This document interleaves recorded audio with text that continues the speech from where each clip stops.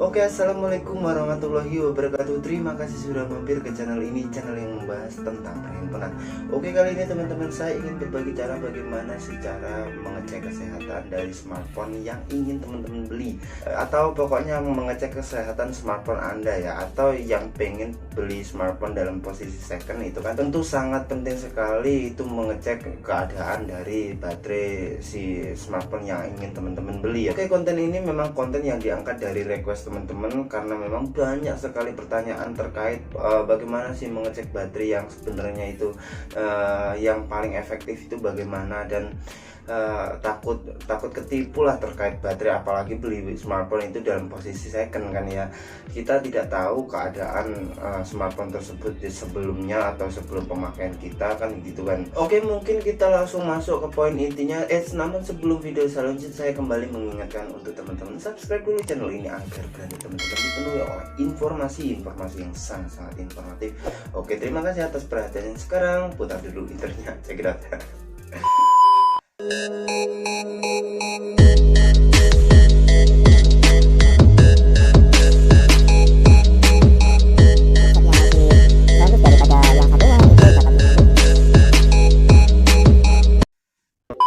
Kita untuk poin yang pertama yaitu dalam pengecekan smartphone ini memang sangat susah ya. Kira-kira jika kita ini tidak setengah-setengah saja ilmunya, itu memang sangat susah mengecek smartphone itu, apalagi dalam posisi second dan pada sektor baterai memang sangat susah. Saya akui memang sangat susah.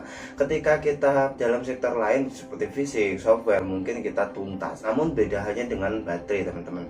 Baterai itu gimana ya? Kalau minus pun jarang kelihatan, dan di situ kalau kelihatannya itu aman-aman saja, tapi setelah dibawa ke rumah ternyata baterai error gitu. Jadi ada pula kondisi baterai itu ya dalam posisi 100% itu baik-baik saja, namun di bawah 20 atau 30% itu langsung drop, itu ada. Jadi ini sangat penting untuk poin-poin ini nanti untuk teman-teman lakukan sebelum membeli smartphone, apalagi dalam kondisi second teman-teman. Oke, untuk poin yang pertama yaitu gunakan smartphone untuk beraktivitas seharian teman-teman. Jadi ya nggak perlu seharian sih, yang penting gunakan semaksimal mungkin, buka internet, buka game dan lain sebagainya. Di situ kita dilihat indikator dari baterainya teman-teman. Di indikator baterai tertulis 100%, kita gunakan sampai minimal yaitu 20%. Bagaimana sih respon dari penurunan dari persen ke persen itu loh.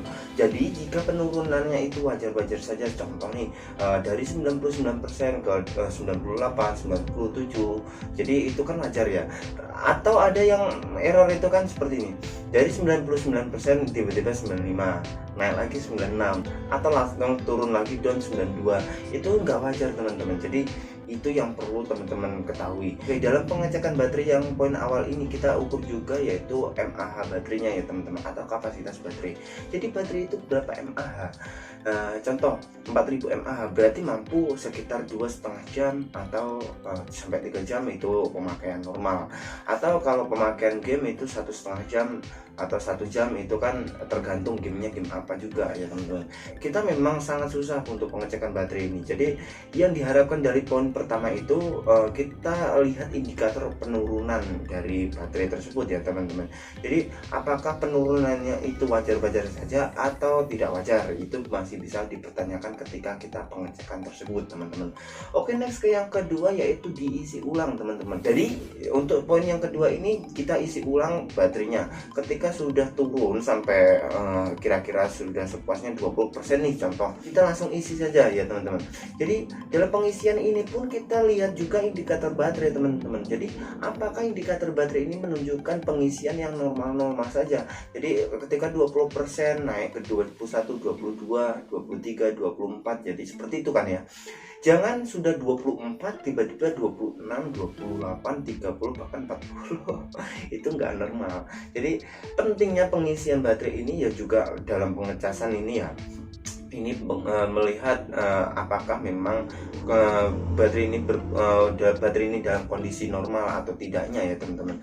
Jadi memang ini pengisian ini sangat penting juga sih, tergolong saya tempatkan ke poin nomor 2. Next untuk poin yang nomor 3, yaitu di riset pabrik. Nah ini sangat penting. Ini akan membuktikan bahwasanya baterai teman-teman itu waras atau enggaknya. Jadi di riset pabrik itu kan ketika kita meriset pabrik HP, otomatis kinerja dari HP itu bekerja secara optimal gitu loh, powerful. Jadi nggak mungkin kalau baterai soak atau baterai rusak ya mampu di reset pabrik, itu nggak mungkin. Karena memang bisa teman-teman ingat ya, untuk HP ya dalam kondisi normal, apalagi zaman sekarang di tahun 2021 era 2022, di sini baterai dari smartphone itu sudah besar teman-teman, minimal 4.000 sampai 4,5 ya teman-teman, dan maksimal sampai 7.000 atau 6.000 teman-teman, 6.000 mahal. Di sini jika di reset pabrik itu kan gimana ya, kalau baterai normal itu paling enggak 1% cuma berkurangnya, bahkan tidak berkurang. Kalau baterai 6.000 itu tidak ada pengurangan dari baterainya. Jadi apa yang perlu dipertanyakan, jika dalam peristatan pabrik ini berkurang lebih dari 10%, perlu teman-teman khawatirkan untuk kondisi baterai teman-teman. Jadi hati-hati kalau baterai itu di restart lebih dari 10% berkurangnya, itu memang sangat menurut saya pribadi itu gak wajar, karena memang di sini peristatan pabrik itu hanya memakan 1% atau 2% lah. Bahkan pernah saya mengalami itu tidak berkurang sama sekali, karena memang saking ampuhnya sekarang baterai itu, saking besarnya, dan di situ kondisi baterai memang saking layaknya atau hampir mirip barulah HP itu dalam kondisinya. Jadi riset pabrik ini sangat penting untuk teman-teman ketahui, bahwasanya riset pabrik ini juga membuktikan bagaimana cara kita melihat kondisi baterai.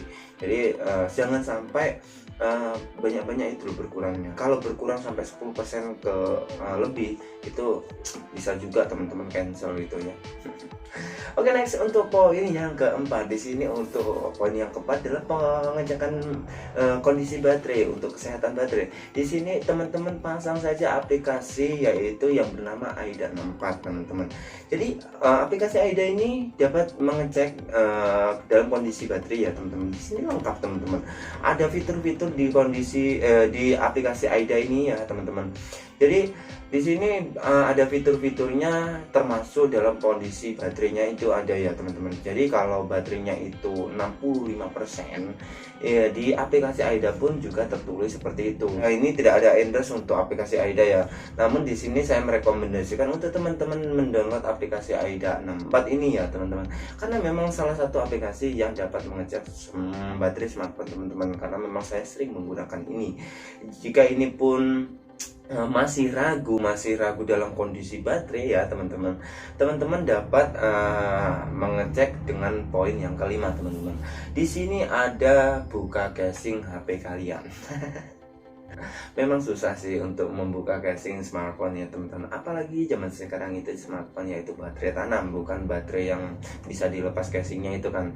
Tidak semua orang atau tidak semua orang memiliki waktu membuka smartphone-nya dengan susah payah gitu lah, pakai blower, pakai congkelan, pakai gitu kan, enggak semuanya. Namun di sini kalau memang keempat poin yang di atas tadi masih ragu dengan riset pabrik sudah diisi ulang, sudah digunakan 1 harian sudah, terus aplikasi AIDA juga sudah. Di sini mungkin kalau teman-teman belum puas ya, rekomendasi yaitu membuka casing smartphone teman-teman.